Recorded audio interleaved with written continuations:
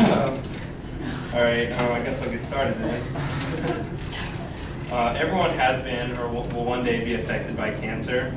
Some will probably battle cancer personally, and others will have to watch the fight from the sidelines as loved ones struggle through this nasty disease. So the chance of a man getting cancer in their lifetime is 44%, and the chance of dying is 23%. For women, the percentages are slightly lower, with women getting a 38% chance of getting cancer and a 20% chance of dying. So either way you look at it, someone you know or in your close family or yourself is going to get cancer. And all these stats are according to American Cancer Society. In my lifetime, I've had two close family members struggle with cancer. My grandma in 2001 died of colon cancer after a 6-month battle. She was in late stages, and really they couldn't do anything for her, so we just tried to comfort her. And as a little over a month ago, my mom was diagnosed with pancreatic cancer. And pancreatic cancer is one of the worst types of cancer you can have because it's in your stomach, it's in the middle of your body. And according to USC Medical Journal, only 10% of people that have pancreatic cancer live past 5 years. Fortunately for my mom, she was one of 10% of people that get pancreatic cancer that could have a life-saving surgery done for her. She had something called a Whipple procedure done, and that's a 7-hour surgery which removes half of your pancreas, all of your gallbladder, a third of your stomach, your bile duct, and a couple other things that are in the surrounding area of your stomach. It's one of the most dangerous surgeries that someone could go through. Also, according to USC, as recently as the 1970s, late 1970s, there was a 25% mortality rate done with this surgery. But they say it's worth it because if you don't have the surgery and there's no way to cure it, this is the only cure for pancreatic cancers. So the 25% chance of dying is worth it. And I'm here to talk about 3 things you can do because our families had to learn how to cope with it. 3 things you can do to get through this struggle. And the first thing you can do is know the facts and do not allow cancer to scare you into not knowing what could happen. The second is to allow the community to come into the struggle with you. And the third is finding ways to stay positive and never losing sight of the disease. Understanding the facts and the things that could happen is one of the most important things I found.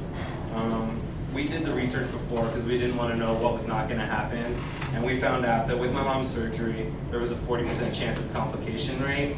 And as we found out, my mom did have complications with her surgery. They kept her in the hospital an extra 15 days more than she should have been. And if we didn't do the research and know that there was a high chance of complications, that might have freaked our family out a little bit more, and we would not have realized that it was not as much of a big deal as we thought it was going to be. And also doing research helps you come along success stories that you can share with your patient. When we're researching, you're always going across people who write blogs and find people that you can contact who have gone through the struggle and have lived a long time, and that helps lift your patient's spirits up. I think the most important thing, though, you can do is to allow the community into your experience and your struggle with you. At first, we weren't sure if we were going to, tell our friends and bring it into the known world. But after time, we decided that was the best thing we could do for our family. And it really came true because when you lose a mom in the hospital for over a month, things don't happen around the house that normally you could expect to happen.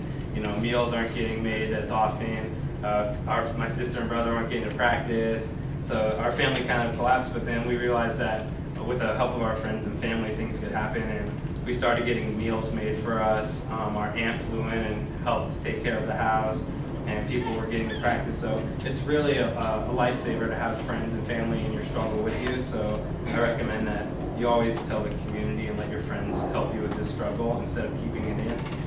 And the third thing you can do is keep finding ways to stay positive and never lose sight of the disease. And there's a lot of organizations that you can do to help you stay in the loop of what's going on and help fundraise money for research. And one of the best things is the American Cancer Society's Relay for Life. That's a national organization that helps raise millions of dollars every year for cancer research. And also, I'm actually participating in a pancreatic cancer research walk on Sunday at Tempe Beach Park, and there we're going to have like 140 people there with us, and it's also a way to have all these people around your mom at the same time, my mom at the same time. So it helps kind of lift her spirits and show that the whole community is there for her and our family. And also, staying aware of cancer and realizing that your life is limited and you won't live forever helped bring our family closer together. And now we spend a lot more time together, and we, try to do something fun every day, because you realize that, our family's not going to live forever, and that everyone will die at one point. And one of the ways that just the little things is, I used to call my mom maybe, once a week to see how things were going, just to check in and make sure she didn't forget about me. And now I talk to her every day, ask her how she's doing, tell her I love her. So it really has made me and my mom a lot closer together. And that's one of the things that I cherish most about this horrible experience, is that it's bringing our family closer together.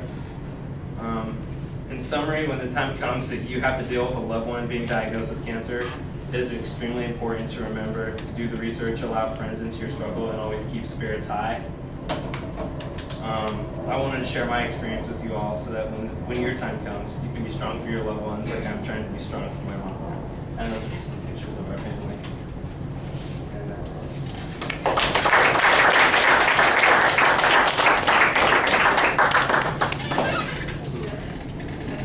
A nice close-up on your face just now. Oh.